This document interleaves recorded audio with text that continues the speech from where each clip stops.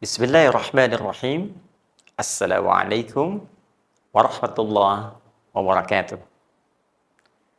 Alhamdulillahi rabbil alamin. Wassalatu wassalamu ala ar-rasulil amin. Sayyidina Muhammadin wa ala alihi wa sahbihi wa dzurriyyatihi wa ummatihi ila yaumiddin. Wa ba'du. Saudara-saudariku, alhamdulillah kita diperkenankan oleh Allah Subhanahu wa taala untuk berjumpa kembali di hari yang ke-18 di bulan Ramadan tahun 1441 Hijrah ini. Tentunya kenikmatan besar bagi kita yang diberikan oleh Allah kesempatan sampai hari ini yang kita harus gunakan setidaknya untuk mengevaluasi diri. Apakah sampai di hari yang ke-18 ini kita sudah merasa nikmat untuk menunaikan puasa dengan segala ibadah yang telah kita tunaikan untuk kita isikan nilai-nilai puasa yang lebih berkualitas dari tahun-tahun sebelumnya. Dan tentunya kita dorong ini semua dengan berdoa kepada Allah Subhanahu wa taala. Semoga Allah berkenan menerima seluruh amal ibadah yang telah kita tunaikan khususnya di hari-hari Ramadan ini sampai hari ke-18 ini dengan penerimaan yang terbaik insya Allah. Dan tak lupa mengawali jumpa kita ini, saya juga ingin mengajak pada kita semua untuk bermohon kepada Allah dengan tulus agar setidaknya Allah mengampuni dosa-dosa yang telah kita lakukan selama kita hidup, menghapuskan seluruh kesalahan-kesalahan yang boleh jadi sampai dengan hari ke-18 ini seluruhnya belum terhapuskan dengan sempurna. Dan tentunya itu semua akan ditandai dengan perubahan yang positif pada perilaku kita. Karena tanda diampuni satu dosa adalah mampu ditinggalkannya perbuatan buruk yang melahirkan dosa tersebut dan bertransformasi pada perbuatan baik yang diisikan dalam aktivitas yang kita tekuni. Untuk itu, di edisi yang ke-18 Aku Suka ini, kita mencoba menjadi diri yang lebih baik dengan belajar tuntunan syariat dan meneruskan pelajaran yang telah kita uraikan pada pertemuan-pertemuannya sebelumnya. Pelajaran yang telah kita uraikan pada pertemuan-pertemuan sebelumnya.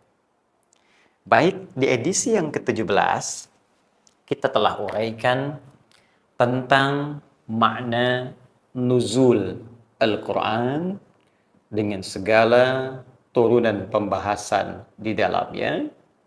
Dan tentunya saya mengajak kepada teman-teman yang baru bergabung pada edisi yang 18 ini agar berkenan dengan segala kerendahan hati menyimak pelajaran kita edisi sebelumnya sehingga merasakan ketersambungan uraian dari edisi sebelumnya hingga pembahasan saat ini. Di edisi yang lalu secara singkat saya telah jelaskan makna nuzul Al-Quran secara kebahasaan dan turunan dari referensi yang kita dapatkan pada Al-Quran dan hadis-hadis Nabi Sallallahu Alaihi Wasallam bahwa Al-Quran diturunkan dalam suasana yang sangat istimewa, baik dari segi waktunya saat diturunkan dipilih bulan yang terbaik yaitu Ramadan berdasar keterangan di Quran surah kedua ayat 185. Kemudian dari malaikat yang dipilih pun malaikat yang spesial sampai mendapat julukan Ar-Ruhul Amin, pemimpin para malaikat, Sayyidul Malaikat, ya, yaitu malaikat Jibril alaihi salam. Dan juga Masya Allah, Rasul yang ditunjuk pun di bumi untuk menyampaikan risalah Al-Quran pada seluruh manusia tanpa batas. Sampai dengan berakhir kehidupan dunia ini dan risalah itu masih abadi, yaitu Rasul yang sangat istimewa, yang dipuji oleh Al-Quran dengan firman Allah di surah Al-Qalam itu, wa innaka la'ala khuluqin azim, yang jaminan surganya diturunkan sebelum wafatnya dengan turunnya surah Al-Kautsar itu, inna a'tainakal kautsar, Bukan sekedar jaminan, bahkan janji Allah diberikan bahwa akan diberikan nikmat di surga sampai beliau merasa puas. Wala saufa yu'tika rabbuka fatarda. Dan puncaknya sebelum kelahirannya, bahkan seluruh nabi dan rasul yang pernah bertugas aktif di bumi ini diminta komitmen dan perjanjian langsung dengan Allah Subhanahu wa taala agar mereka semua beriman kepada Nabi Muhammad SAW, menguatkan risalah dan syariatnya, menolong jika memang beliau ditugaskan semasa dengan nabi-nabi itu, dan tentunya mengikuti semua petunjuk-petunjuknya. Ini yang paling dahsyat. Satu-satunya nabi yang sebelum lahirnya semua nabi yang pernah bertugas diambil komitmen. Itu yang kemudian kita temukan pada jati diri Nabi Muhammad Sallallahu Alaihi Wasallam, dan bagian terakhirnya saya telah referensikan di Quran surah ketiga Ali Imran itu di ayat ke-81. Saya mengamati kemarin, saya tuliskan ayat 80 ya, dan saya mengajak kepada teman-teman untuk juga menghadirkan mushaf sehingga nanti bila ada yang keliru saya tampilkan bisa dikoreksi. Ya, mungkin saja ada slip of tongue atau mungkin ketersambungan pemikiran sehingga memunculkan tanpa disadari tulisan yang berbeda, dan saya sangat terbuka untuk menerima masukan. Hanya sedikit saja, kemarin seingat saya ucapkan ini 80, ada pengaruh yang ingin saya bagi. Jadi dulu dengan izin Allah, alhamdulillah saya sempat mengaji, menghafal Quran, dan khususnya saat di Tripoli saya mempelajari beberapa riwayat. Ya, jadi ada riwayat Hafiz yang sekarang kita baca dari Asim, ya Imam Asim, semoga Allah menyayangi beliau. Kemudian saya sempat belajar juga riwayat Warash dan Nafi', ya dari Imam Nafi'. Jadi Warash dan Qalun. Jadi ada riwayat Warash, riwayat Qalun dari Imam Nafi'. Nah, ini pun saya pelajari. Nah, menariknya begini, kalau kita belajar ulumul Quran secara utuh, kita temukan firman Allah ini sempurna seluruhnya dan tidak pernah berubah. Ini benar jaminan Allah di Quran surah ke-15 itu, ayat 9. Inna nahnu nazzalna dzikra wa inna lahu lahafizun. Kami dengan segala keagungan Allah ingin menyampaikan informasi dahsyat bahwa Al-Quran itu kami turunkan, kata Allah, akan jadi pengingat bagi setiap manusia, mudah dihafalkan, dan kami akan jaga tak pernah bisa berubah. Sampai kita kembali kepada Allah pun gak akan mengalami perubahan. Jadi firman-Nya sempurna, jumlah ayatnya sempurna sampai dengan saat ini. Hanya ketika Nabi sampaikan, kan belum ada mushaf seperti sekarang. Ya, nah mushaf itu ijtihad untuk menuliskan firman dalam bentuk yang sekarang kita dapatkan. Bahkan dulu belum ada harakat. Ya, waktu pertama dituliskan, mushaf Utsmani pertama, itu dikumpulkan jadi mushaf, kemudian dikopi jadi 5 bagian, salin ulang, disebarkan ke 5 kota besar utama. Itu belum ada harakatnya. Baru diharakati ketika muncul seorang bernama Khalil bin Ahmad Al-Farahidi, ya, mengambil turunan ilmu dari Abu Asad Ad-Du'ali, tersambung pada sahabat Ali bin Abi Thalib radhiyallahu taala anhu. Karena banyak orang Islam yang baru masuk belum bisa bahasa Arab, baca Quran khawatir keliru baca, maka ada harakat. Termasuk muncul kemudian ilmu pelengkap di tajwid yang melengkapi wakaf ibtida. Oh, di sini Nabi berhenti kasih tanda wakaf, ya, termasuk penomoran. Nah, karena itu dalam beberapa mushaf yang kita dapatkan ada penomoran yang berbeda, itu ijtihad untuk wakaf dan ibtida. Kapan berhenti, kapan mulai.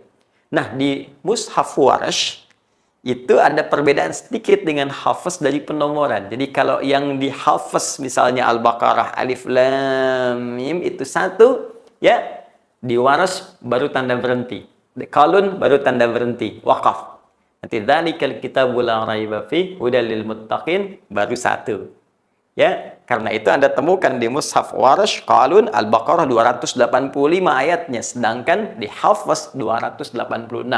Itu bukan kurang ayat 1, cuma nanti penomorannya berbeda karena mengikuti tanda wakaf dengan hikmah tafsir nanti. Makna yang sangat luas dari Al-Quran. Termasuk di Ali Imran yang kemarin saya bacakan, 80 ini yang di mushafnya Warsh. Jadi 80 nomornya. Sedangkan yang di sini Hafiz. Ya, jadi Anda yang mengaji Hafiz, insya Allah ayatnya ditemukan di nomor 81. Poinnya adalah, kita tidak perdalam itu, kita lanjutkan. Poinnya, hikmah turunnya Al-Quran dengan segala keistimewaan ini seakan memberikan pesan kepada kita bahwa Al-Quran bukan kitab biasa. Bukan sekedar mu'jizatnya terletak pada bacaan yang dibacakan tanpa bosan.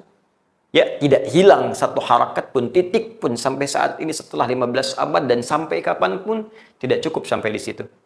Tapi saking dahsyatnya fungsi Al-Quran dengan segala keistimewaan ini, Allah ingin memberikan pesan bahwa Al-Quran ditujukan untuk memberikan petunjuk. Fungsinya lebih dari sekedar bacaan, tapi jadi pedoman kehidupan bagi seluruh manusia yang hidup di bumi sampai kembali kepada Allah sejak risalah Nabi Muhammad sallallahu alaihi wasallam. Itu yang kita temukan di Quran surah kedua ayat 185 dengan redaksi Hudan. Syahrul Ramadan alladzi unzila fihi al-Quran hudal linnas. Ya, sebagai pedoman hidup yang Allah turunkan untuk seluruh manusia. Di sini kemarin kita berhenti. Nah, sekarang persoalan besarnya adalah apa kaitan antara turunnya Al-Quran ini dengan satu malam yang sangat istimewa yang juga terjadi saat Ramadan. Jadi kalau di Al-Baqarah 185 disebutkan Al-Quran turun ya pada bulan Ramadan, Syahrul Ramadan, demikian redaksi Al-Qurannya. Sedangkan di Quran surah ke-97, Quran surah 97, yaitu surah Al-Qadar. Ya, Al-Qadar. Menariknya teman-teman, ada isyarat bahwa di malam Ramadan ini pun ada satu malam yang istimewa. Di bulan Ramadan ini pun ada yang istimewa dan langsung pula dikaitkan dengan Al-Quran. Redaksi Al-Qurannya, Inna anzalnahu fi lailatul qadar. Sungguh dengan segala keagungan Allah subhanahu wa ta'ala dan dahsyatnya informasi yang disampaikan, kata Allah, Al-Quran itu inna anzalnahu, hu-nya kembali ke Al-Quran. Al-Quran itu diturunkan fi lailatul qadar, di malam Al-Qadar. Tulisannya Lailatul Qadar seperti ini. Ya.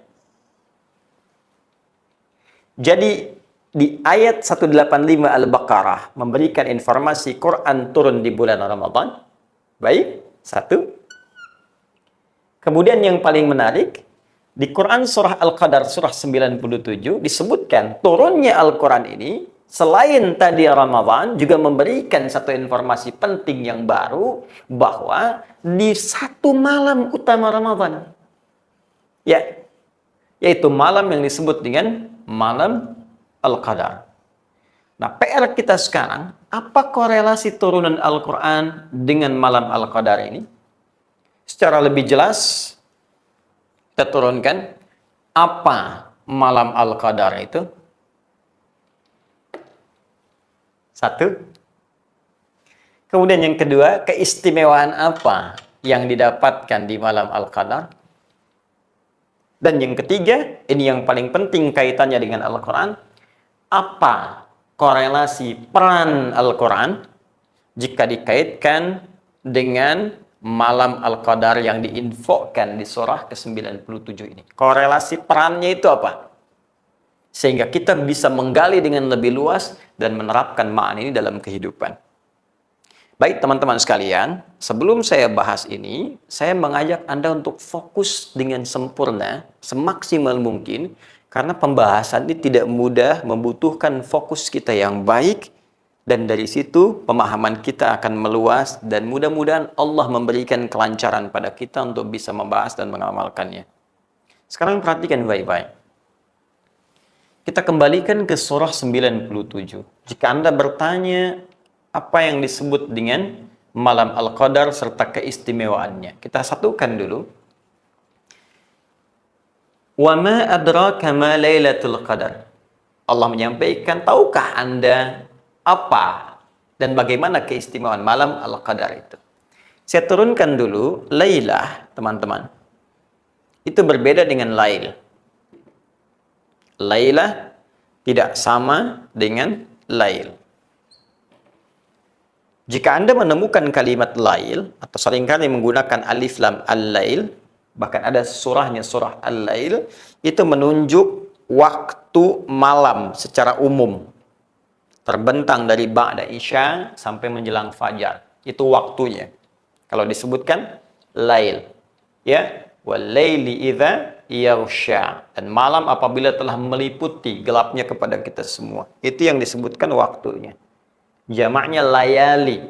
Ya, saya sering bergurau, kadang turunannya leli, lala, lili, nah itu malam. Jadi kalau ada namanya Bu Leli, itu ibu malam-malam, gitu kan.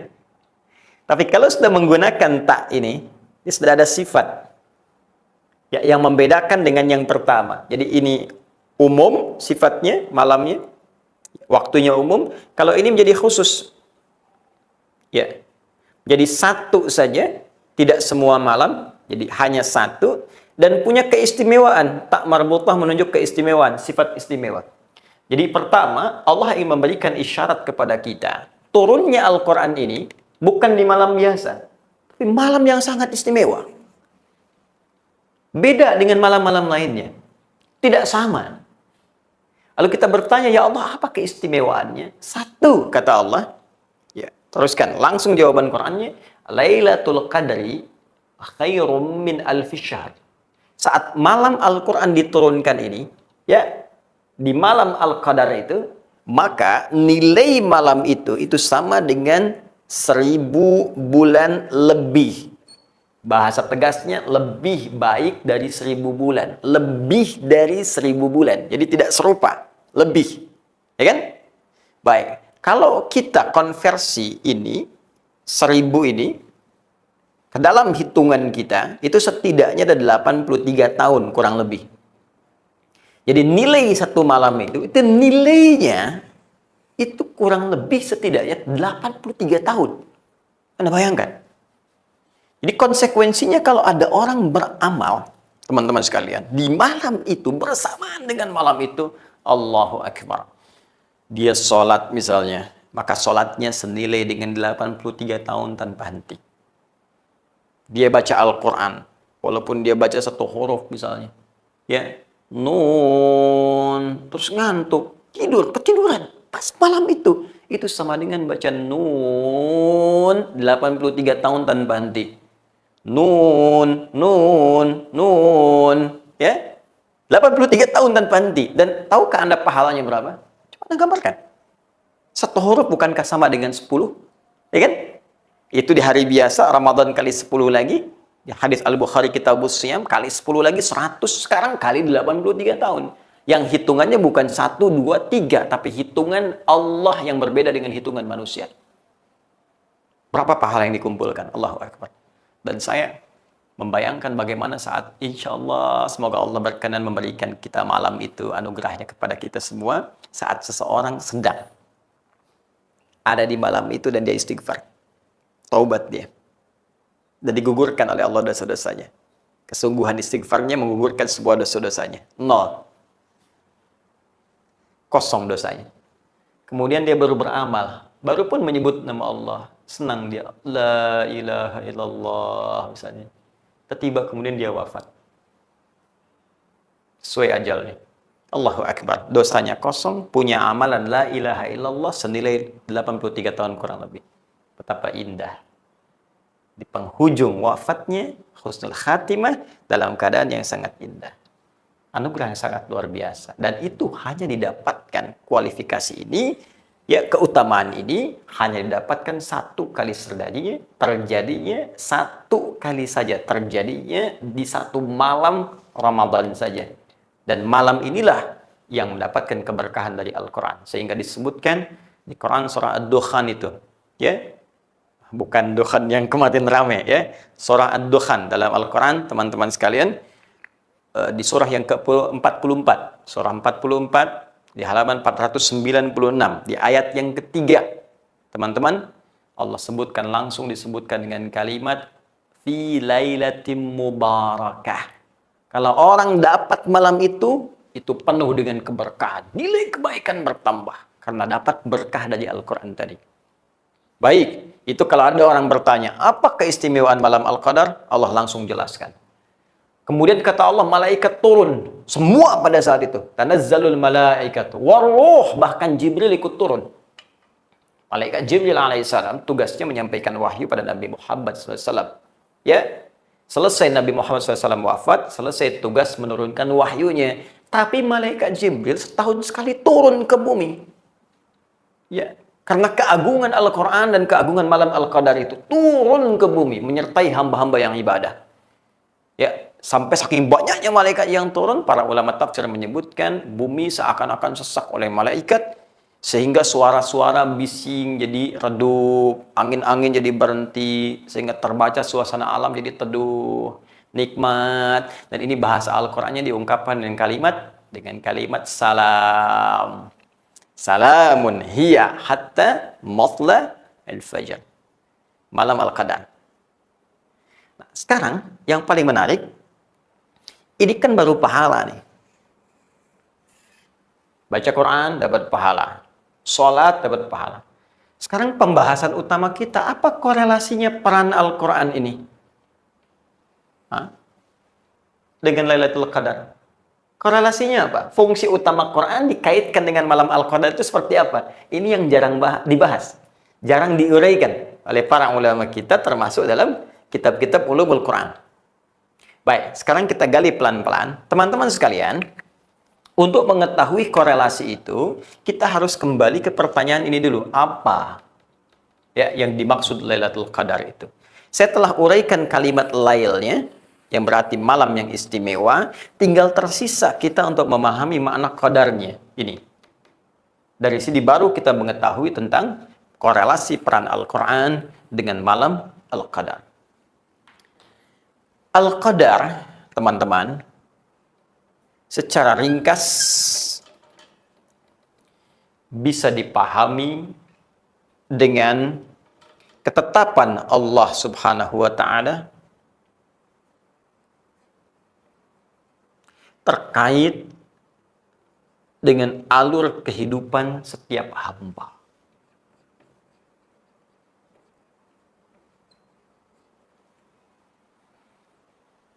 Alur hidup kita, bahkan dari sebelum kita ada, dilahirkan, berkembang hidup, wafat, sampai kembali kepada Allah, itu terkait erat dengan qadar Allah Subhanahu wa Ta'ala.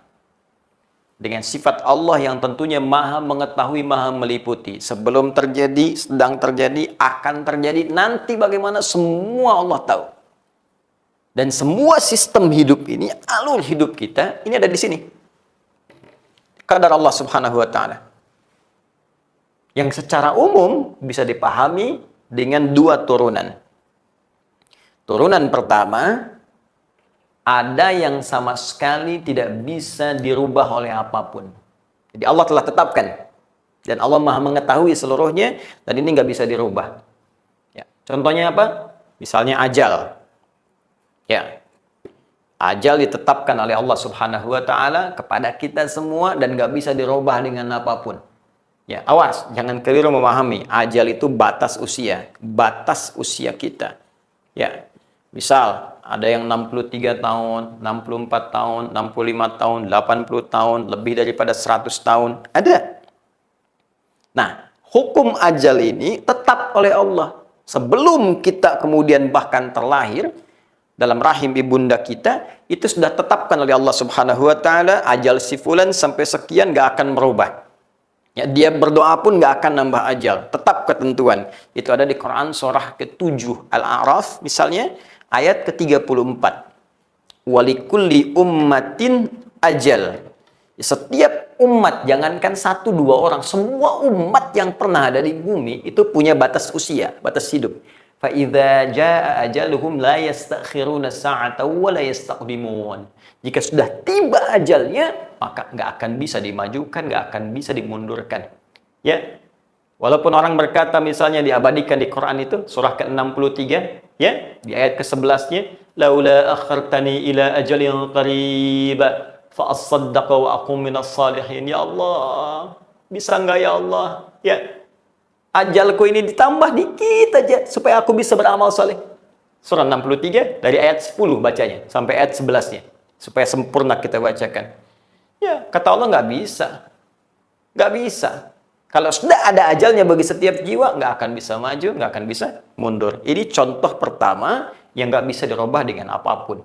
Ya, ini ditemukan misalnya dalam referensi hadis Nabi Sallallahu Alaihi Wasallam. Kita ambil yang paling gampang untuk diakses di Al-Arba'in An-Nawawiyah. Ya, hadis nomor keempat dari sahabat Abu Abdurrahman Abdullah bin Mas'ud radhiyallahu taala anhu. Ya, anin Nabi sallallahu alaihi wasallam wa huwa as-sadiqul masduq, disebutkan inna ahadakum yujma'u fi batni ummihi 40 yawman nutfah. Setiap kalian, kata Nabi sallallahu alaihi wasallam, anak cucu Adam dihimpun dalam proses penciptaan di perut ibundanya 40 hari pertama jadi nutfah. Ya, pancaran antara spermatozoa ya, menyatu dengan ovum berproses. Tsumma yakunu mithla dzalika 'alaqah, tsumma yakunu 'alaqah mithla dzalik. Kemudian 40 hari kedua berproses jadi alaqah, zigot yang menempel di dinding rahim. Tsumma yakunu mudghah, ya, mithla dzalik. Kemudian 40 hari lagi berubah jadi mudghah, berubah menjadi mudghah, sudah mulai terlihat keratan dagingnya, nampak. Ya, tsumma yursalu ilaihil malak, dan diutus malaikat pada usia 120 hari, 4 bulan kandungan tadi. Diutus malaikat fayanfukhu fihi roh, ditugaskan oleh Allah untuk meniupkan roh, wa yu'maru bi katbi arba'in, dan diperintahkan untuk menuliskan 4 hal utama. Yang paling pertama ditetapkan dari qadar Allah Subhanahu wa taala, yang paling utama ajal, bikatsbi ajalihi, ya, wa rizqihi. Tuliskan rizki bersanding dengan ajalnya. Ajal plus rizki. Ya.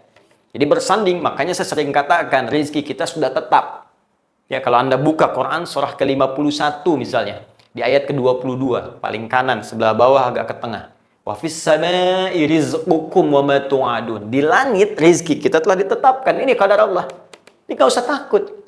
Ya, Anda beramal soleh dapat 1 miliar, beramal salah pun 1 miliar juga. Jadi kalau bisa soleh, kenapa pilih salah? Cuman ketika mengerjakan yang soleh, berkahnya itu tinggi. Yang salah nggak ada berkah sama sekali. Ya, itu yang membedakan. Jadi saya ingin berikan pesan kuat, ya. Jangan pernah mencuri, jangan korupsi, ya, jangan berbuat curang karena merugikan diri sendiri. Jangan dikira kalau korupsi harta makin banyak. Tidak, kawan. Harta Anda tetap segitu. Sampai meninggal nggak akan bertambah, nggak berkurang. Anda cuma melelahkan diri sendiri saja. Tinggalkan perbuatan curang. Karena Anda berbuat dengan cara yang benar pun dapat segitu juga. Cuma beban hidupnya Allah ringankan. Begitu butuh diberikan, tata. Sehingga terasa nikmat penerimaan dalam diri kita. Itu poinnya. Tapi yang ingin saya katakan adalah, ini sifat qadar yang sama sekali nggak bisa dirubah dengan apapun. Nah, cara mengisi ajal, ya, ada qadar Allah yang sifatnya, itu Masya Allah kita diberikan ikhtiar di dalamnya. Walaupun untuk ikhtiar itu pun Allah telah mengetahuinya. Teman-teman. Jadi sebelum kita kerjakan, saat kita kerjakan, nanti akan kita kerjakan, Allah tahu. Ya, tapi kita diberi peluang oleh Allah untuk berikhtiar di situ. Silakan. Contoh apa? Ajal, batas usia. Cara mengisi usia ini supaya Allah ridha, itu disebut dengan umur namanya. Umur. Dari kata amara ya'muru. Ya'muru ditemukan di Quran surah ke-9 ayat 18, ini tentang masjid, innama ya'muru masajidallah. Kalimat umur sendiri ditemukan di Quran surah ke-22 ayat 5 misalnya. Ila ardhalil umuri, ya. Apa itu umur? Umur itu saya sering sampaikan dalam beberapa kajian, sesuatu yang mengandung banyak manfaat. Ya. Sesuatu yang melahirkan kesuksesan. Sesuatu yang melahirkan keberkahan, berkah, bertambahnya nilai kebaikan. Artinya, sepanjang diberikan batas usia, ayo coba gunakan isi aktivitas kita untuk berbuat segala hal yang bermanfaat. Ya, memandang yang bermanfaat. bicara-bicara yang bermanfaat, melangkah ke arah yang bermanfaat. Ya, awas hati-hati. Makanya kalau ditanya begini, berapa umur Anda? Itu sebetulnya pengingat dari Allah. Bukan tentang ajal, tapi tentang efektivitas usia yang diberikan oleh Allah pada kita. Jadi kalau Anda berkata begini, Alhamdulillah diberikan 40 tahun, 60 tahun, balik tanya, selama 60 tahun itu berapa banyak manfaat yang sudah kita dapatkan? Berapa banyak perbuatan baik yang sudah kita hasilkan? Jangan-jangan anak 4 tahun belum balik, manfaatnya lebih banyak dibanding kita yang sudah 40 tahun. Huh? Sukses. Ayo, selama hidup sukses. Bekerja yang giat. Ya, bekerja yang benar. Dengan penuh semangat. Apapun profesi Anda, dimanapun Anda mengabdi. Di birokrasi, di diplomasi, mengajarkah Anda, di militer. Ayo, semangat bekerja. Tempuh. Karena itu nanti kita dapatkan pedoman-pedoman untuk memotivasi kita semangat dalam beraktivitas. Makanya sahabat Nabi juga biasa banyak. Di militer yang sukses banyak. Ada Khalid bin Walid misalnya. Di birokrasi juga banyak. Ada Amr bin As, ada Muawiyah bin Abi Sufyan. Yang pengusaha sukses banyak. Ada Uthman bin Affan, Abdurrahman bin Auf. Yang pengajar dosen sukses banyak. Ada Ali bin Abi Thalib, ada Abu Hurairah. Termasuk Sayyidah Aisyah. Disilahkan passion kita apa? Sukses. Dan jangan lupa kesuksesan itu harus punya nilai keberkahan, nilai-nilai positif. Itu yang disebut dengan umur. Nah, untuk bisa mewujudkan ini, kita kan harus berikhtiar. Untuk ngajar, perlu belajar. Mau jadi orang hebat, perlu belajar dengan baik dulu. Sekarang kuliah, jurusannya apa, pelajari, ikut training. Itu ikhtiar kita. Jelas ya? Diberikan kesempatan oleh Allah Subhanahu wa taala. Karena itu di Quran surah ke-13 terkait dengan ini, ya, Quran surah 13 ayat yang ke-11, ya. Allah sampaikan di pertengahan ke ujung ayatnya, ayat yang ke-11, innallaha la yughayyiru ma biqaumin hatta yughayyiru ma bi anfusihim. Ini yang dimaksudkan. Allah tidak akan membimbing engkau, membantu engkau, merubah engkau, ya, menyempurnakan ikhtiarmu atau menghadirkan cita-citamu sebelum engkau berusaha sendiri untuk berikhtiar. Merubah apa yang engkau ingin dapatkan itu. Maksudnya apa? Berikhtiar dulu. Nggak bisa ujug-ujug Anda menjadi misalnya seorang jenderal di militer. Anda menjadi pengusaha sukses. Tanpa seketika nggak ada usaha. Tiba-tiba jadi aja. Nggak bisa. Kata Allah, saya bikin hukum universal. Pengen kaya, kerja. Pengen pintar, belajar. Di dalam konteks ini jangan salahkan. Kenapa dia nggak beriman kok bisa pintar? Allah tanya, kamu belajar nggak? Gitu. Di sini ada ikhtiar kita. Nah, ikhtiar ini pun teman-teman sekalian, ini butuh pedoman, butuh petunjuk. Kalau nggak ada petunjuk yang benar, bagaimana? Anda, maaf nih, teman-teman sekalian, pesan mobil.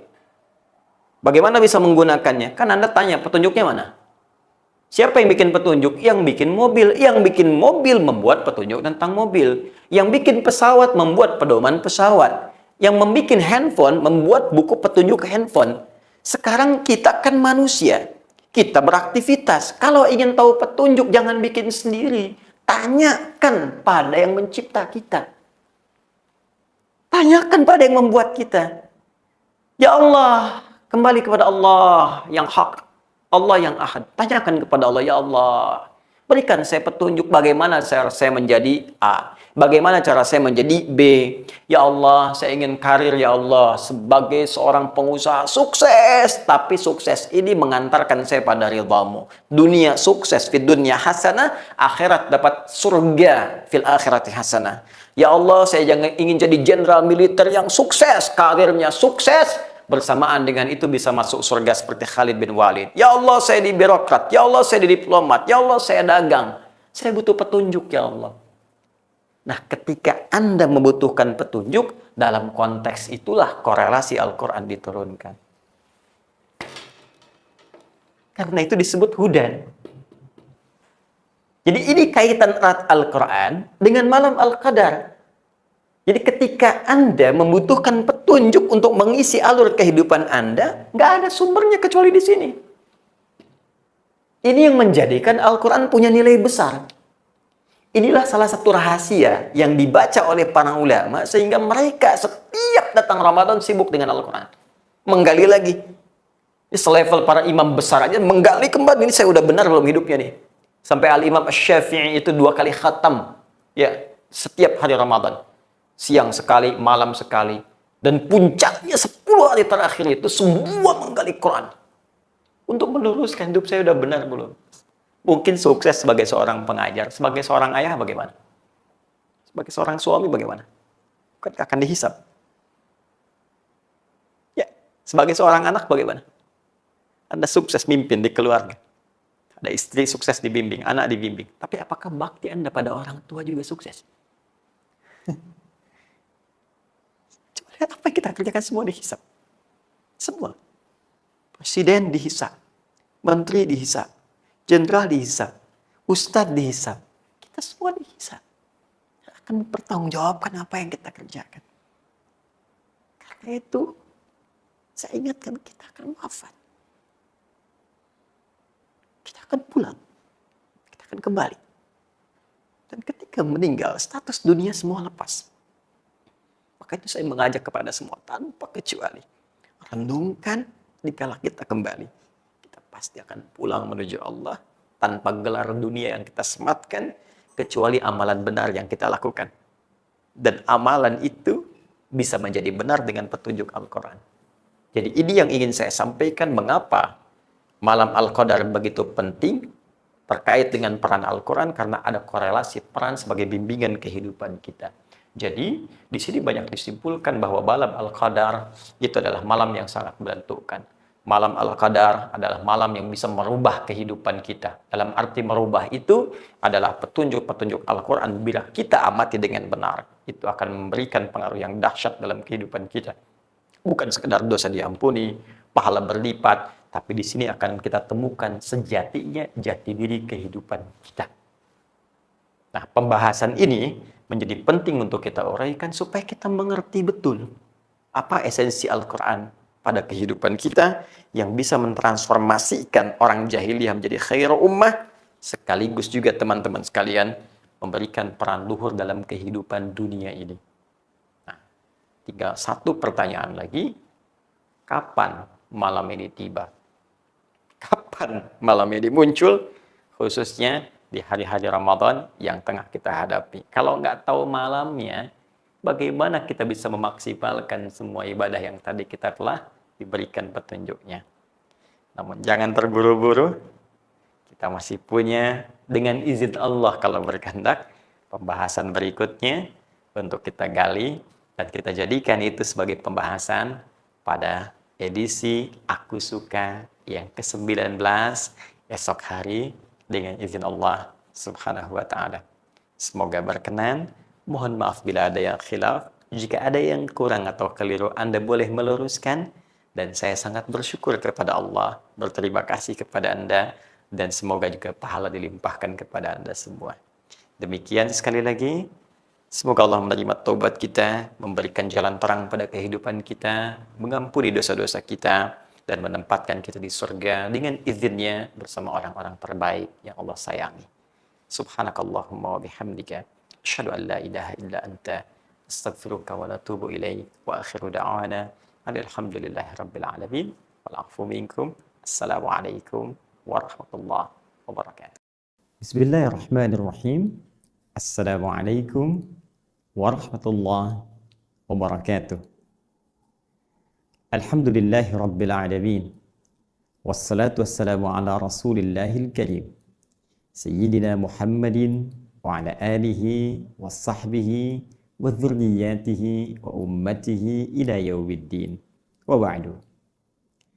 Saudara-saudariku dimanapun Anda berada, kembali kami menyapa, mendoakan kita semua dalam program yang insya Allah kita sukai bersama, yaitu Aku Suka, di edisi ke-19 di tanggal 19 di bulan Ramadan tahun 1441 Hijrah. Masya Allah, tak terasa perjalanan spiritual kita mengisi ibadah di bulan suci ini telah sampai di hari ke-19. Dan tentunya ini menjadikan kita semakin bersemangat untuk menunaikan ibadah dan juga optimis untuk selalu bermohon kepada Allah Subhanahu wa Ta'ala Setidaknya dengan dua hal utama. Satu, kita tentunya selalu termotivasi untuk bermohon kepada Allah agar Allah berkenan menerima seluruh amal ibadah yang telah kita tunaikan dari awal Ramadan sampai dengan hari ke-19 ini dengan penerimaan terbaik insya Allah. Dan yang kedua, ini tidak kalah penting untuk bermohon kepada Allah Subhanahu wa Ta'ala agar Allah berkenan mengampuni seluruh dosa-dosa kita dari mulai kita balik hingga saat ini. Dan semoga dengan itu semua rahmat Allah diturunkan kepada kita, hidup dalam keadaan yang nyaman dan baik, serta pulang dalam keadaan tenang dan meraih status terhormat saat kembali kepada Allah Subhanahu wa Ta'ala. Di antara ikhtiar kita untuk mewujudkan itu, kita akan coba lanjutkan bahasan kita dengan meraih satu momentum kemuliaan yang hanya hadir di satu malam di bulan Ramadan. Untuk itulah saat ini kita akan mencoba mengkaji, membahas, menganalisis, dan memburu waktu malam mulia ini, yaitu malam Al-Qadar. Baik teman-teman sekalian, sebelumnya saya ingin mencoba mengingatkan di pertemuan yang lalu dengan merangkum secara singkat dan padat bahwa nuzul Al-Quran, turunnya Al-Quran menjadi penting untuk kita ulas karena terkait dengan dua sisi utama. Satu, terkait dengan keistimewaan Al-Quran yang langsung diisyaratkan, bahkan disebutkan spesifik oleh Allah Subhanahu wa Ta'ala dalam firman-Nya di Quran surah kedua Al-Baqarah ayat 185 itu dengan kalimat hudan syahrul ramadhan alladzi unzila fihil Quran. Dan telah tuntas saya uraikan bahkan dalam dua pertemuan yang lalu, hudan tiada lain berfungsi sebagai pedoman hidup yang tidak hanya cukup untuk dibaca, sekalipun itu berpahala, tapi lebih akan bernilai jika isinya dikeluarkan oleh kita menjadi titian dan pedoman kehidupan sesuai aktivitas yang telah kita rencanakan. Sekali lagi, dari Al-Fatihah sampai dengan An-Nas, turunkan dari semua ayat-ayat yang terletak di surah-surah mulia itu sesuai dengan aktivitas yang akan kita titi, turunkan petunjuknya, ikuti arahannya, dan kita akan rasakan perbedaan dan raihan kesuksesannya. Pun demikian, keistimewaan Al-Quran memiliki korelasi yang sangat erat dengan malam Al-Qadar yang penuh dengan rahasia. Ada banyak rahasia yang terkait dengan malam Al-Qadar, yang diantara rahasia terbesarnya adalah terkait dengan alur kehidupan kita, masiratul haya, yang telah ditetapkan oleh Allah Subhanahu wa Ta'ala dengan pengetahuan Allah yang sangat sempurna, baik sebelum itu dialami, sedang dilalui, ataupun akan kemudian kita dapati. Allah mengetahui dan telah tuntas saya uraikan di pertemuan yang ke-18 edisi kemarin. Baik, dan kita pula telah temukan korelasi antara keistimewaan Al-Quran dengan rahasia Al-Qadar ini, bahwa dalam rangka meniti alur kehidupan kita, mustahil kita berjalan melalui hidup tanpa petunjuk. Bahkan dalam hal yang simpel saja, untuk sekedar kita pergi ke tempat tujuan. Saya dari Bekasi ingin ke Semarang, tidak punya petunjuk arahnya, akan sulit sampai ke tujuan, bahkan mungkin boleh jadi diduga akan tersesat di perjalanan. Entah itu bisa mampir ke satu tempat atau tergoda oleh suara-suara yang datang. Ada suara tukang es krim, ada suara tukang somai, ada suara tukang nasi goreng. Ya, mungkin saja membuat perjalanan kita terlambat dan sulit sampai ke tujuan. Baik teman-teman sekalian, untuk itu kehidupan yang lebih kompleks, baik sebagai pribadi, sebagai suami, sebagai istri, ayah, ibu, ya, keluarga besar, karyawan, dan seterusnya, kita memiliki tuntutan untuk menjalani kehidupan itu dengan penuh kemudahan. Karena itulah kita butuh pedoman, dan disinilah korelasinya lahir antara Al-Qadar dengan Al-Quran. Qadar kita telah diatur, dan hudan petunjuk Al-Quran menjadi cara terbaik untuk menjadi acuan dalam menjalani alur kehidupan ini. Rumus ini bila kita ingin turunkan dalam konteks pemberian, hudan ini sifatnya pedomannya, pemberiannya kata kerjanya disebut dengan hada. Ya hada, sering kita katakan hadanallahu wa iyyakum. Semoga Allah memberikan hudan kepada kita dan Anda semua. Hada.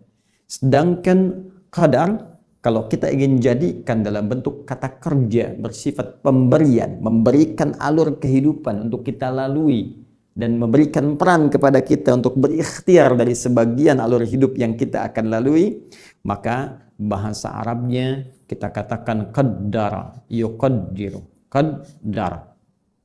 Antara qaddara dan hada, relasi ini dipertemukan langsung oleh Al-Quran dalam firman Allah di Quran surah Al-A'la, surah ke-87 itu. Ya. Di ayat yang ketiga, ketika Allah berfirman, "Walladzi qaddara fahada."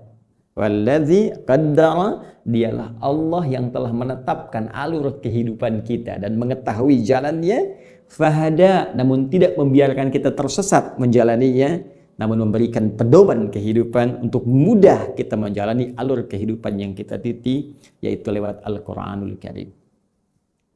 Nah, ada yang lebih menarik dari sini untuk kita kaji dalam pertemuan edisi ke-19 ini, yaitu turunan dari keistimewaan Al-Qadar yang tidak hanya mengandung rahasia yang telah kita uraikan korelasinya dengan Al-Quran di pertemuan yang lalu. Bila kita ingin mencoba turunkan beberapa keistimewaan malam Al-Qadar sehingga menjadi seperti yang kita lihat, ternyata tidak hanya ada korelasi dengan Al-Quran yang sangat indah menjadi pedoman dari inti kehidupan, tapi juga melahirkan keistimewaan yang hanya ditemukan di satu malam ini. Jadi kalau Anda cari di malam-malam lain selain Ramadan, teman-teman sekalian, maka kita tidak akan pernah mendapatinya dan mustahil akan menemukannya.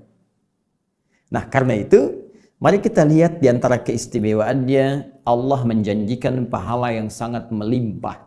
Bahkan dalam konteks ini langsung diturunkan satu surah di surah 97 itu yang kemarin kita tuntaskan di ayat, teman-teman sekalian, yang keduanya ketika Allah katakan ayat pertama, inna anzalnahu fi lailatul qadar wa ma adraka ma lailatul qadar. Di ayat keduanya Allah mengajak kita untuk mencari pengetahuan, menantang kita. Tahukah engkau apa keistimewaan malam Al-Qadar itu? Maka diteruskan ayat selanjutnya, Lailatul Qadri khairum min alfi syahr. Masya Allah, di malam Al-Qadar itu Allah berikan limpahan pahala yang luar biasa, lebih daripada 1000 bulan. Kemarin saya tuntaskan setidaknya senilai dengan kurang lebih 83 tahun.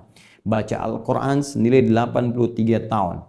Ya, salat senilai 83 tahun. Setidaknya demikian. Demikian pula kita dapati peluang dosa diampuni. Bahkan jelas dalam lisan Nabi sallallahu alaihi wasallam ketika Nabi mengajarkan kepada kita dalam hadis sahih riwayat Al-Bukhari dan Al-Imam Muslim. Man yaqum, riwayat lain, man qama lailatul qadri imanan wa ihtisaban ghufira lahu ma taqaddama min dhanbi. Siapa yang bisa bangkit mendapati malam Al-Qadar, menunaikan ibadah, sholat di dalamnya, maka ia jika menunaikannya dengan penuh keikhlasan dan kekuatan iman, berpeluang diampuni semua dosa-dosa yang pernah ia kerjakan sejak mulai balik sampai detik dia beribadah itu. Allahu Akbar. Malam Al-Qadar. Demikian pula ada peluang doa-doa dikabulkan karena malaikat itu begitu mereka berlomba untuk turun ke bumi. Sampai-sampai malaikat Jibril alaihissalam Ruhul Amin ikut turun. Ya, bukankah jelas kalimat yang disampaikan dalam firman Allah Subhanahu wa taala, Tanazzalul malaikatu warruhu fiha. Malaikat-malaikat turun. Banyak. Sampai Ruhul Amin, malaikat Jibril pun turun. Dan penyertaan malaikat saat turun terhadap orang-orang yang tengah ibadah, menghidupkan malam itu, salah satu konsekuensinya, banyak narasi dalam hadis menyebutkan, adalah mengaminkan doa-doa yang dibohonkan. Bukankah ketika orang sholat, ya, yang sebelumnya Nabi menyampaikan hadis tentang orang yang sholat di malam Al-Qadar. Bukankah ada redaksi hadis Nabi SAW ketika seseorang kemudian membaca Al-Fatihah kemudian amin, man wafaqa ta'minuhu ta'minal malaika ghufira lahu ma taqaddama min dhanbi. Siapa yang aminnya bersamaan dengan aminnya malaikat. Artinya, Pak, ketika seseorang mengucapkan amin, malaikat mengatakan amin. Bukankah Al-Fatihah bagian dari doa? Ya kan? Di hadis yang lain, ketika Nabi menyampaikan tentang keutamaan Al-Fatihah, sampai berkata dalam hadis qudsi, ya qala Allahu jalla wa ala, ya qasamtu shalat baini wa baina abdi, saya bagi salat itu dua bagian antara hak aku dan hak hambaku, kewajibanku dan kewajiban hambaku, wali abdi ma sa'al. Kalau hambaku benar dalam menunaikan inti salatnya ini, ya apapun yang ia minta aku kabulkan. Apa redaksi selanjutnya? Idza qala al-'abdu alhamdulillahi rabbil alamin. Sampai ke iyyaka na'budu wa iyyaka nasta'in. Jika hambaku mengucapkan alhamdulillahi rabbil alamin, dijawab oleh Allah, hamadani 'abdi. Mengucapkan ar-rahmanir rahim, dijawab oleh Allah, athna alayya 'abdi. Mengucapkan maliki yaumiddin, dijawab oleh Allah, majjadani 'abdi. Ketika mengucapkan iyyaka na'budu wa iyyaka nasta'in, apa jawab Allah? Hadza baini wa baina 'abdi wa li 'abdi ma sa'al. Ini perjanjian antara aku dan hambaku. Hambaku, kalau hambaku benar sampai bacaan ini salatnya, apapun yang dia minta aku akan kabulkan. Saat dia mengucapkan amin, malaikat amin, bonus dapat. Ya, Anda berdoa samping malaikat, Anda berdoa kata malaikat amin, amin, amin, amin. Peluang banyak bisa diraih dan kesempatan ini tidak akan terulang. Hadir ketentraman. Jelas, nasnya langsung dari Al-Quran di penutup surah Al-Qadar. Salam. Ya, salamun hiya matla'il fajr. Salam. Malam itu penuh dengan ketentraman, penuh dengan kedamaian. Karena itu otomatis ketika seseorang mendapatkan ketentraman itu, mendapatkan ketenangan itu, maka orang yang meraih malam Al-Qadar akan berdampak pada keadaan hatinya yang lapang dan perilakunya yang lebih tentram. Akan terlihat nanti esoknya tenang, nyaman, lebih tentram, ya, lebih nyaman, tindakan-tindakannya ada perubahan. Masya Allah. Dan di antara yang terakhir, lahir kemuliaan yang diberikan oleh Allah Subhanahu wa Ta'ala, seperti diisyaratkan di Quran surah ke-44 itu. Ya, Quran surah ke-44 Ad-Dukhan. Ya, di ayat yang ketiga, mushaf standar di halaman 496, baris yang pertama. Inna anzalnahu fi lailatin mubarakah. Ya, sungguh kami telah turunkan Al-Quran itu di malam yang penuh keberkahan, malam yang penuh kemuliaan. Jadi orang yang mendapati malam itu, dia mendapatkan keberkahan, kemuliaan, dan limpahan kebaikan dari Allah Subhanahu wa Ta'ala. Malam Al-Qadar. Hanya di waktu ini. Tak berulang di waktu-waktu lainnya. Karena itulah kemudian menjadi penting malam ini untuk kita buru. Sehingga kita tuangkan dalam tema materi kita saat ini, memburu malam Al-Qadar. Baik, jika kita ingin katakan, ya Allah, saya ingin meraihnya. Ya Rasulullah, saya ingin memburunya. Maka kapan itu terjadi? Kemudian bagaimana saya menyikapinya? Amal apa yang harus saya lakukan? Jika doa dikabulkan, apa yang harus saya minta? Dari 3 persoalan ini, dari 3 pertanyaan ini, kita turunkan menjadi inti bahasan kita dalam 3 poin utama. Kapan waktunya malam Al-Qadar? Amal apa yang mesti kita kerjakan jika bersamaan kita dapat di malam itu? Dan doa apa yang paling utama yang harus kita mohonkan jikalau kita dengan izin Allah mendapati momentum yang dimaksudkan? Baik, secara cepat mohon izin saya bukakan untuk slide selanjutnya di flip chart ya. Kita bisa simak bersama. Bismillah. Kita mulai dengan bagian pertama. Waktu Lailatul Qadar. Memburu waktu malam Al-Qadar. Kapan itu terjadi? Karena malam ini, momentum mulia ini diisyaratkan oleh Al-Quran hanya bersumber dari keterangan Allah Subhanahu wa taala lewat firman-Nya, "Inna anzalnahu fi Lailatul Qadar." Sungguh kami telah turunkan Al-Quran itu dengan segala keagungan kami dan segala kemuliaan Al-Quran di malam Al-Qadar. Karena sumbernya disampaikan oleh Allah, maka kita harus mencoba mencari keterangan yang bersumber dari firman Allah, yaitu Al-Quranul Karim. Baik, di sini kita pentingnya melihat dalam narasi Al-Quran seperti apa isyarat malam Al-Qadar itu terkait dengan turunnya Al-Quran diinformasikan kepada kita. Setelah itu kita lihat bagaimana penjelas, penafsir Al-Quran yang langsung ditunjuk oleh Allah Subhanahu wa taala, yaitu Nabi Muhammad SAW dalam hadis-hadis beliau menerangkan kepada kita tentang isyarat Al-Quran terkait waktu dimaksud. Mari kita cepat untuk melihat narasi Al-Quran terkait dengan turunnya Al-Quran. Teman-teman sekalian, malam Al-Qadar dikaitkan erat oleh Allah Subhanahu wa taala dengan peristiwa turunnya Al-Quran. Ketika Al-Quran diturunkan bersamaan dengan malam Al-Qadar. Sedangkan redaksi turunnya Al-Quran itu setidaknya diungkapkan oleh Al-Quran dengan dua diksi utama. Satu, menggunakan kata anzala. Ini. Yang kedua, menggunakan kata nazzala, yang ini. Dalam rumus bahasa Arab secara cepat, jika kita menggunakan versi yang pertama, anzala yunzilu, maka ini menunjukkan sebuah peristiwa yang berlangsung sekaligus, keseluruhan, tanpa ada tahapan. Sebaliknya, jika kita gunakan kalimat nazzala yunazzilu menggunakan tasydid, maka ini menunjuk proses yang bertahap, munajjaman, tadarrujan, ya. Baik, sebuah proses jika dikaitkan dengan turunnya Al-Quran, bila kita gunakan redaksi yang pertama, ini menunjuk Quran isyaratnya diturunkan secara sekaligus, secara langsung.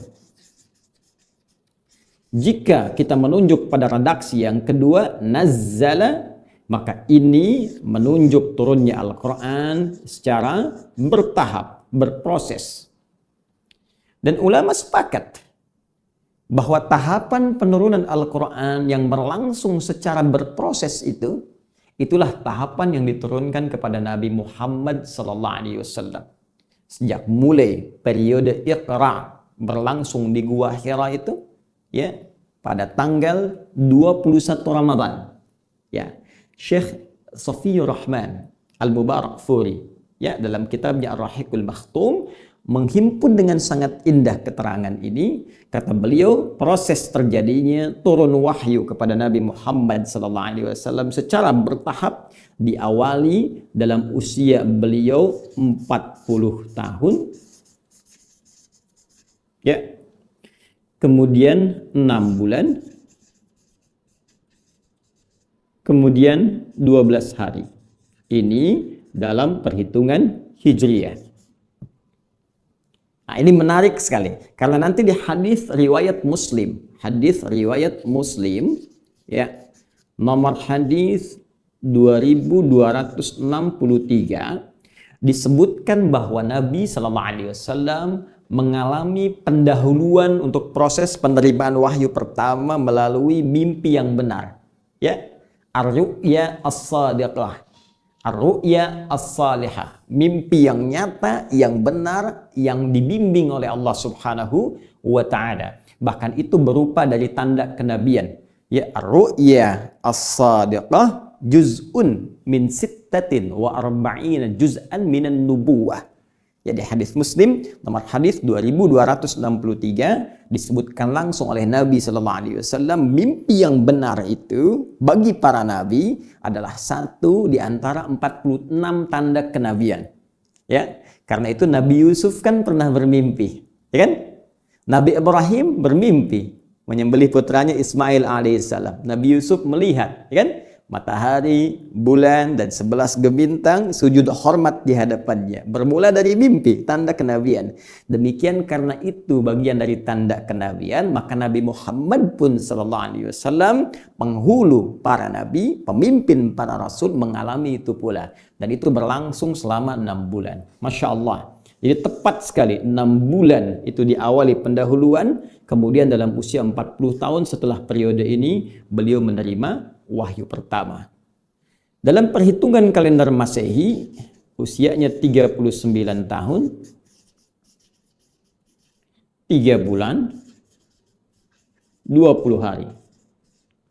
Jadi kalau ada referensi sejarah menyebutkan beliau menerima wahyu dalam usia 40 tahun, itu yang dimaksud pendekatan Hijriyah. Karena ini memang patokan dalam kalender Islam, dalam perhitungan dan penempatan peristiwa-peristiwa tertentu termasuk pelaksanaan ibadah.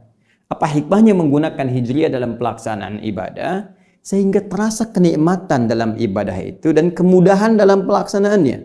Anda bayangkan kalau sedang puasa sekarang, menggunakan penanggalan kalender matahari, maka Allahu Akbar bisa dipastikan yang kena musim panas puasanya akan musim panas terus sepanjang tahun. Yang musim dingin akan dingin terus panjang tahun. Tapi ketika menggunakan Hijriyah, bukankah akan berputar? Sekarang mungkin ya, musim panas, sekarang mungkin musim panas, nanti musim dingin, nanti musim semi, nanti musim gugur, dan seterusnya. Tapi kita tidak bicara tentang itu. Kita akan fokus bahwa narasi yang menggunakan diksi nazzala dalam konteks penurunan Al-Quran itu diturunkan kepada Rasulullah Sallallahu Alaihi Wasallam secara bertahap. Sejak mulai usia 40 tahun, 6 bulan 12 hari, kurang lebih selama 23 tahun. 13 tahun selama di Mekah itu, dan 10 tahun selama di Al-Madinah Al-Munawwarah. Redaksi ini kita temukan misal di Quran surah ketiga Ali Imran di ayat yang ketiga. Ya, di halaman 50 di mushaf sebelah kiri baris pertama. Allah langsung mengatakan nazzala 'alaikal kitaba bil haqq. Nazzala 'alaikal kitaba bil haqq. Ya, Allah telah menurunkan kepada Muhammad sallallahu alaihi wasallam Al-Qur'an secara berproses, bertahap, dengan cara yang benar. Ya kan? Dengan sumber yang nyata, dengan hukum-hukum yang benar. Baik, apa hikmah diturunkan secara bertahap itu kepada Nabi? Dijawab di Quran surah ke-25 Al-Furqan ayat 32. Ya, kadzalika linutsabbita bihi fuadak warattalnahu tartila. Demikian supaya kami memantapkan ayat yang diturunkan itu menghunjam pada jiwamu. Ya, bayangkan kalau diturunkan sekaligus. Kan nggak semua terasa.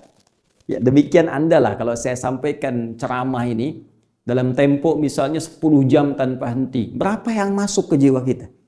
Tapi kalau saya sampaikan kultum, ya, walaupun kuliah terserah antum, bisa edisi pertama 15 menit, kedua 20 menit. Tapi karena parsial sifatnya, kan terasanya beda. Dapat ilmu hari ini, menghunjam ke hati, kita amalkan. Besok ilmu baru lagi, menghunjam ke jiwa, kita amalkan. Kan berproses itu lebih nyaman. Baik ya? Nah, jadi ini bagian pertama. Adapun narasi yang kedua, proses turunnya Al-Quran diungkapkan pula dengan menggunakan diksi anzala. Baik bentuk aktif anzala ataupun pasif unzila. Dan ini yang paling menarik, yang terkait erat dengan proses turunnya Al-Quran yang dikaitkan dengan malam Al-Qadar. Karena redaksinya lebih banyak menggunakan yang ini.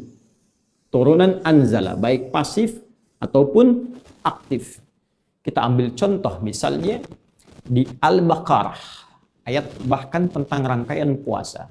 Ya, surah kedua ayat 185 yang sering kita bacakan di setiap edisi Aku Suka.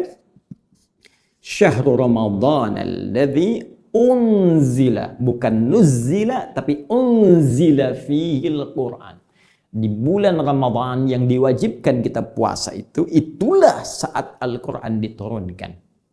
Baik, terkait dengan Al-Qadarnya, di surah ke-97 menggunakan anzala juga. Dikaitkan dengan Al-Quran. Inna anzalna. Anzala plus na menunjuk keagungan. Ta'zimun nafsi. Ingat, bukan dalam konteks kami menunjuk Allah banyak. Awas, jangan salah di sini. Keliru bisa fatal. Ya, belajar dulu gramatikal bahasa Arab, baru kita mengerti. Jangan satu bahasa ditafsirkan lewat aturan bahasa lain. Nggak bisa kita memahami bahasa Arab, runtutan dengan gramatikalnya dipahami dengan bahasa Indonesia. Itu mustahil. Mesti masuk ke dalamnya baru mengerti isinya. Baik. Nah, di sini ta'zimun nafsi. Sering saya katakan bahkan di edisi yang lalu menunjuk pada keagungan Allah. Ta'zimu sya'ni, keagungan kemuliaan peristiwa yang akan disampaikan, informasi yang akan diutarakan. Seakan Allah ingin menyampaikan bahwa demi keagunganku dan kedahsyatan informasi yang akan aku sampaikan, sungguh telah kami turunkan Al-Quran itu. Inna anzalna hu-nya kembali kepada Al-Quran. Ya, dhamir kata gantinya ke Al-Quran. Kami turunkan Al-Quran itu fi Lailatul Qadar. Nah, ini redaksi ini yang banyak digunakan terkait erat dengan turunnya Al-Quran dan korelasinya dengan malam Al-Qadar. Kita temukan juga di surah Ad-Dukhan tadi. Ya, surah ke-44 di ayat ketiga juga. Ya Allah katakan inna anzalnahu fi lailatin mubarakah inna kunna munzirin. Ya, Masya Allah, kami turunkan itu di malam penuh kemuliaan, yaitu malam Al-Qadar, dan kami ingatkan pada kalian inna kunna munzirin. Ya, kami memberi peringatan pada kalian semua, kami ingatkan. Ya, ada sesuatu yang penting sampai Allah mengingatkan kita semua tentang peran Al-Quran dalam kehidupan, tentang keistimewaan malam Al-Qadar. Baik. Karena redaksi anzala menunjuk proses Quran turun sekaligus, maka apa yang dimaksud di sini? Disinilah pentingnya kita merujuk pendapat para ulama yang disebut oleh Nabi sebagai pewaris para nabi. Hadis riwayat Ibnu Majah nomor hadis 223, rawinya cari sahabat Abu Darda radhiyallahu taala anhu. Hadisnya cukup panjang, dimulai dengan man salaka tariqan yaltamisu fihi ilma sahala lahu tariqan ilal jannah sampai ke kalimat wa innal ulama'a warathatul anbiya. Dan sungguh para ulama itu pewarisnya para nabi. Wa innal anbiya lam yurithu dirhaman wala dinaran walakinnahum awrathul ilma atau warathul ilma. Dan para nabi tidak pernah mewariskan dirham dan dinar, tapi mewariskan pengetahuan. Karena itu penting kita melacak pengetahuan dari para ulama yang bahkan sanadnya tersambung pada Rasulullah SAW. Saking dahsyatnya dan pentingnya ini, Imam Muslim sampai membuat satu bab khusus di hadis Muslim jilid pertamanya di halaman 119 itu tentang babul isnad minad din. Pentingnya sanad, urutan-urutan informasi, transmisi pengetahuan sampai ke Nabi yang disampaikan ulama kita. Pentingnya itu semua dalam memahami tuntunan-tuntunan dalam agama syariat Islam kita. Maka teman-teman sekalian, para ulama menyampaikan redaksi ini anzala yang menunjukkan turunnya sekaligus, bukan menunjuk pada peristiwa saat diturunkannya Al-Quran secara bertahap pada Nabi Muhammad. Walaupun itu diketahui tanggal 21 Ramadan tadi yang saya utarakan. Ya, 21 Ramadan di hari Senin. Ya, jadi ini turun hari Senin peristiwanya 21 Ramadan. Sedangkan yang ini yang dimaksudkan turunnya Al-Quran dari Lauh Mahfuz, tingkat tertinggi ke Baitul Izzah, sama'id dunya, ke langit dunia. Jadi belum turun ke bumi. Ya. Jadi turun ke langit yang langsung langit itu berbatasan dengan dunia. Belum turun, ya, belum sampai ke buminya. Kalau kita urutkan nanti keterangan-keterangan dalam Al-Quran dan hadis, ada berlapis-lapis ke langit, ya, menuju sampai ke arsy yang paling tinggi. Wallahu a'lam seperti apa, tapi nanti saat kita berpulang, saat meninggal dunia, itu akan tampak kita saat kembali pada Allah Subhanahu wa taala. Kalau Anda ingin belajar lebih jauh dan waktu kita nanti masih panjang, dalam kesempatan yang lain kita akan belajar tentang peristiwa Isra dan Mi'raj Nabi sallallahu alaihi wasallam. Bagaimana di langit pertama bertemu dengan Nabi Adam alaihissalam, langit kedua, langit ketiga, sampai di langit ketujuh, kemudian menerima perintah dari Allah Subhanahu wa taala. Jadi dari Lauh Mahfuz sampai ke Baitul Izzah. Ya, di surah Al-Buruj dalil tentang Lauh Mahfuz. Fi Lauhim Mahfuz, diturunkan ke dalam Baitul Izzah. Ini untuk diumumkan saking dahsyatnya Al-Quran, pentingnya Al-Quran, diumumkan bukan hanya kepada penduduk bumi, Allah umumkan kepada seluruh penghuni langit. Ini maksud hikmahnya. Dari tahap tertinggi diturunkan, malaikat yang ada memikul arsy tahu, malaikat di langit yang ke-6 tahu, langit ke-5 tahu, sampai ke sama'id dunya, semua yang bertugas diumumkan oleh Allah. Al-Quran akan turun sebagai alur kehidupan manusia, sekaligus menunjukkan pengetahuan Allah Subhanahu wa taala pada peristiwa yang belum terjadi. Nanti ada yang akan bertanya tentang hukum khamar, yas'alunaka 'anil khamri. Kejadiannya kan baru nanti di zaman syariat. Ya kan? Saat disampaikan pada Nabi. Tapi Allah ingin memberikan pengetahuan kepada seluruh malaikat bahwa Allah Maha mengetahui tentang semua peristiwa. Ini alur kehidupan manusia. Bagaimana nanti manusia berproses? Ini petunjuk-petunjuknya. Ini saking dahsyatnya Al-Quran. Jangankan ahlu bumi, kata Allah, semua ahlu sama, ahlu langit mesti mengetahuinya. Jadi sebelum disampaikan pada Nabi Muhammad, disampaikan dulu pada seluruh penghuni langit, sekaligus menunjukkan status tingginya Rasulullah Sallallahu Alaihi Wasallam. Jadi Anda bayangkan, penghuni langit menghormati Nabi Muhammad Sallallahu Alaihi Wasallam. Kenapa anak bumi yang wafat di telan tanah lantas tega mencela beliau? Bahkan seorang non-muslim pun menempatkan beliau dalam urutan pertama manusia paling berpengaruh, yang penuh dengan kelembutan, yang sangat perhatian. Tiba-tiba ada orang entah datang dari mana menyoal beliau, yang orang ini pun belum tentu jelas segala kebaikannya. Baik, kembalikan ke sini teman-teman sekalian. Jadi ini jika disebutkan proses ini berlangsung secara sekaligus, maka yang dimaksudkan adalah turunnya Al-Quran dari Lauh Mahfuz ke Baitul Izzah. Sekarang kapan waktunya? Cari lagi di Al-Quran, karena sumbernya di sini kan.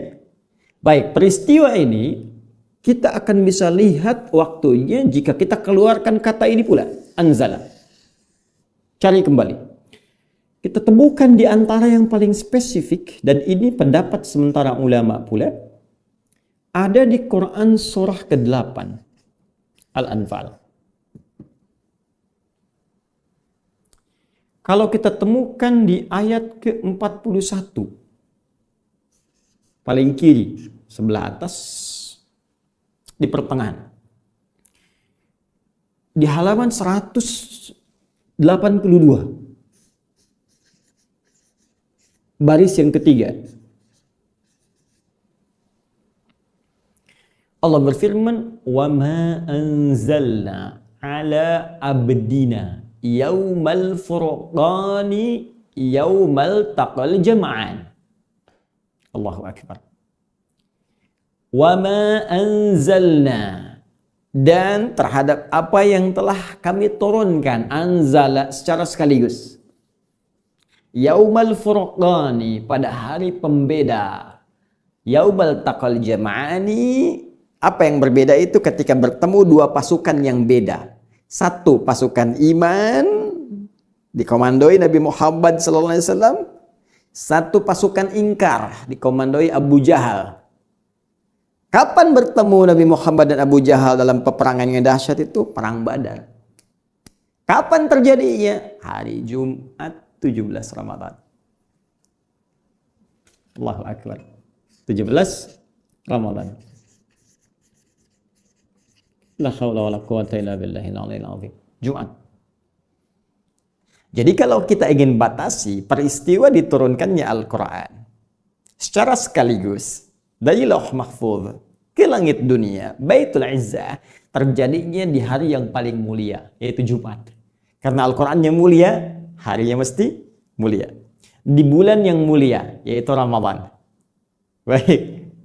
Di waktu yang mulia, sehingga ditampakkan kemuliaannya. Tandanya apa? Bertemu dua pasukan. 17 Ramadan. Allahu Akbar. Ya, di tanggal 17, di bulan Ramadan, di hari Jumat.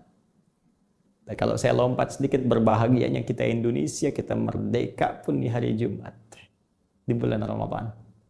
Karena itu kita katakan di undang-undang kita tertuliskan jelas atas berkat rahmat Allah yang Maha Kuasa. Dan dengan didorongkan oleh keinginan luhur. Ya, jadi keinginan luhur itu diletakkan terakhir. Jadi semua orang pengen punya keinginan luhur untuk merdeka. Tapi rahmat Allah belum turun. Ya, berkat Allah belum turun. Begitu berkah diturunkan, rahmat turun, Ramadan dapat proklamasi. Jakarta. Kapan dibebaskan oleh Fatahillah? Ya, Fathullah atau Fatahillah atau Faletehan. Membebaskannya di bulan apa? Ramadan. 22 Ramadan, teman-teman. Hari Jumat nanti. Ya, baik. Untuk Ramadan tahun ini, Jumat bertepatan. Ya, 22 Ramadan. Bertepatan dengan 22 Juni itu, 1527. Ya, ini sekedar pengetahuan saja. Saya ingin menunjukkan bahwa ketika Allah memberikan kemuliaan-kemuliaan seringkali bertepatan dengan Ramadan. Al-Quran itu mulia yang paling utama. Turunnya Ramadan, bulannya bulan Ramadan, harinya Jumat. Bersamaan dengan momentum Perang Badar. Nah, tapi apakah kita bisa simpulkan bahwa Lailatul Qadar terjadi di tanggal 17? Ya. Apakah kita bisa simpulkan setiap Ramadan tanggal 17 akan tiba 17, maka cari di malam yang ke-17. Ternyata teman-teman, pemahamannya tidak sesederhana itu.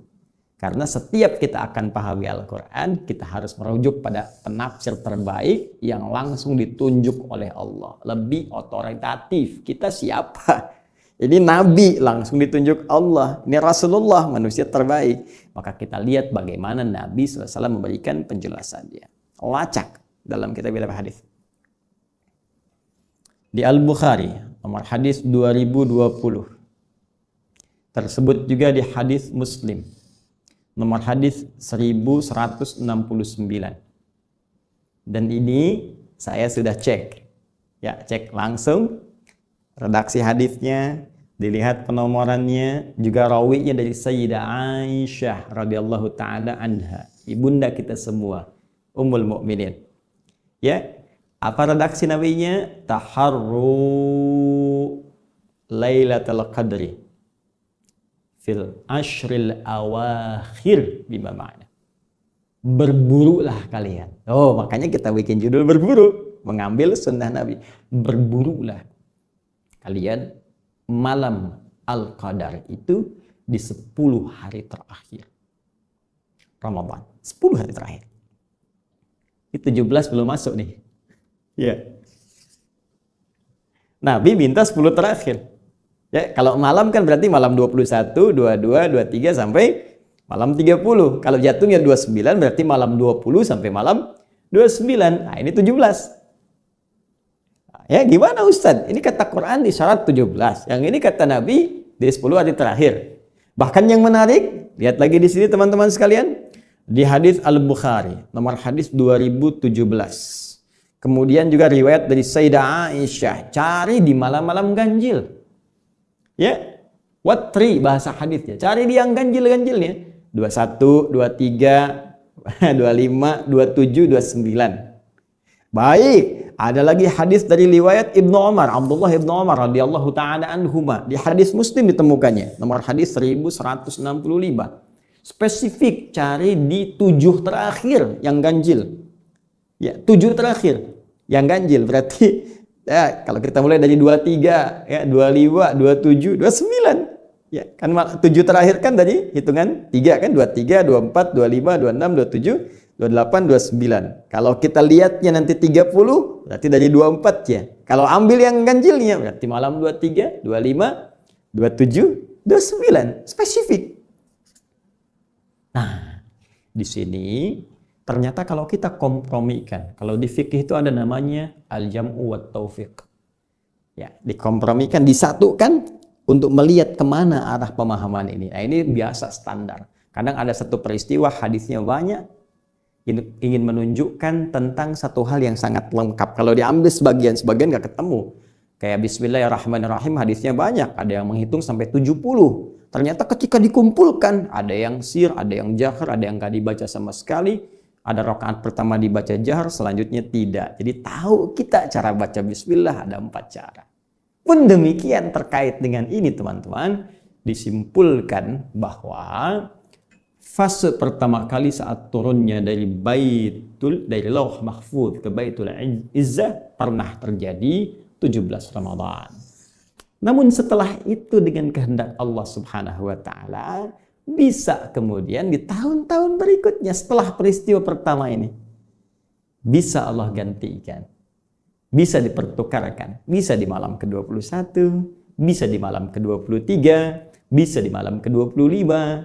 Bahkan dalam riwayat Nabi sallallahu alaihi wasallam pernah aku ditunjukkan waktunya, diberi tandanya, cuma kemudian setelah terbangun dibuat lupa tanggalnya, hanya diberikan tanda-tandanya. Jadi kesimpulannya, ketika Nabi sallallahu alaihi wasallam memberikan gambaran seperti ini, cepat berburu. Bahkan di riwayat lain, kencangkan ikat pinggangmu. Lebih semangat lagi. Ini menunjukkan memang mahal malam Al-Qadar itu. Kalau murah, langsung ditunjukkan. Tapi karena mahal, semua kita diminta berusaha. Coba lihat kompetisi. Kalau hadiahnya mahal kan kompetisinya berat. Kalau cuma power bank, mungkin dia kompetisinya ringan gitu. Tapi karena ini hadiahnya ampunan dosa, hadiahnya rahmat, pahala berlipat, dibikin mahal. Nggak ditampakkan oleh Allah, dibuat kita berlomba sekencang mungkin. Dan bukankah perlombaan semakin kuat di lap-lap terakhir? Orang kalau maraton, balap sepeda, balap mobil, balap motor, pasti lap terakhir makin kencang. Karena itulah untuk mensupport kita, ini kadang karena Ramadan jadi aneh. Kenapa jadi aneh? Awal-awal tuh orang makin kencang, penuh tempat ibadah, semangat. Kekinian, pertengahan, akhir. Jadi seperti ilmu. Al-ilmu nurun. Ilmunya berkurang, nurun. Sekarang terjemahan cahaya dulu jadi nurun, berkurang. Ini semangat nurun. Untuk dimotivasi itu kata Nabi. Coba cari di 10 terakhir. Membuat kita semangat lagi. Dan Nabi kalau sudah menyampaikan petunjuk Allah, wa may yantiqu 'anil hawa in huwa illa wahyun yuha. Kalau Nabi sudah memberikan isyarat, berarti langsung dari Allah infonya. Ditempatkan di akhir supaya kita lebih semangat lagi. Intinya kalau mau dapat, gampang. Ikuti isyarat Nabi. Secara lebih kuat, di 10 hari terakhir nanti. Mulai besok, atau mungkin lusa bagi sebagian tempat, kita masuk ini, paling gampangnya gini. Paling gampang, setiap malamnya bangun. Kalau nggak mau ketinggalan. Itu aja. Itu paling cepat. Berburu paling cepat malam Al-Qadar, menyontoh Nabi. Apa yang dikerjakan Nabi? Setiap malamnya dihidupkan. Malamnya dihidupkan. Itu paling gampang. Kapan waktunya? Dari mulai ba'da Isya sampai menjelang fajar. Seperti yang pernah saya uraikan dalam kesempatan sebelumnya. Salamun kuncinya, clue-nya lihat. Hiya, malam Al-Qadar itu hatta matla'il fajar, terbentang dari malam sampai menjelang fajar.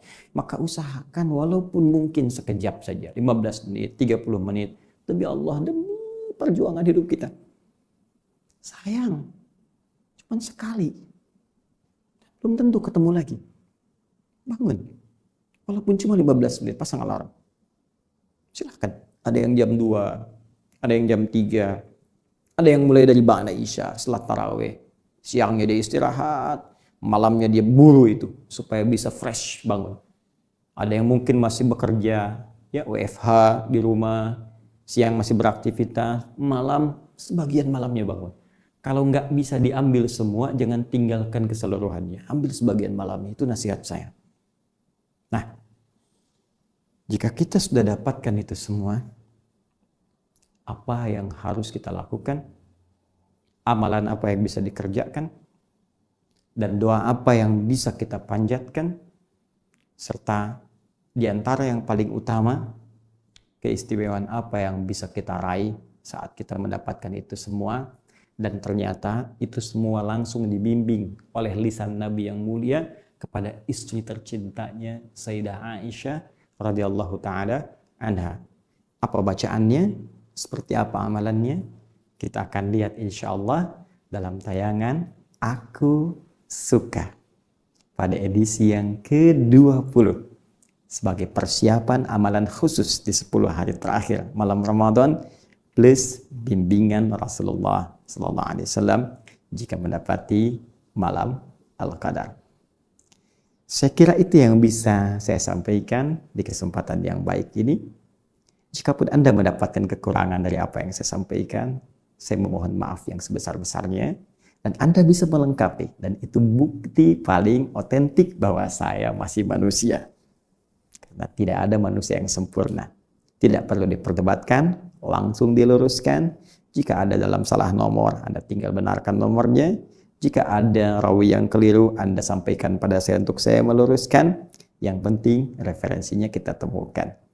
Yang lebih utama, saya mengajarkan, saya berbagi bukan untuk menjadi amunisi supaya Anda pandai berdebat, terlebih mencela orang lain. Saya mengajar supaya kita bisa menjadi hamba yang lebih baik di hadapan Allah Subhanahu wa taala dan berpengetahuan luas dalam bimbingan Al-Qur'an dan sunnah Rasulullah sallallahu alaihi wasallam. Semoga Allah menerima puasa kita. Semoga Allah berkenan menerima seluruh ibadah kita serta mengampuni dosa-dosa kita. Subhanakallahumma wa bihamdika asyhadu an la ilaha illa anta astaghfiruka wa atubu ilaik wa akhiru da'wana alhamdulillahi rabbil alamin wal 'afu minkum. Assalamualaikum warahmatullahi wabarakatuh.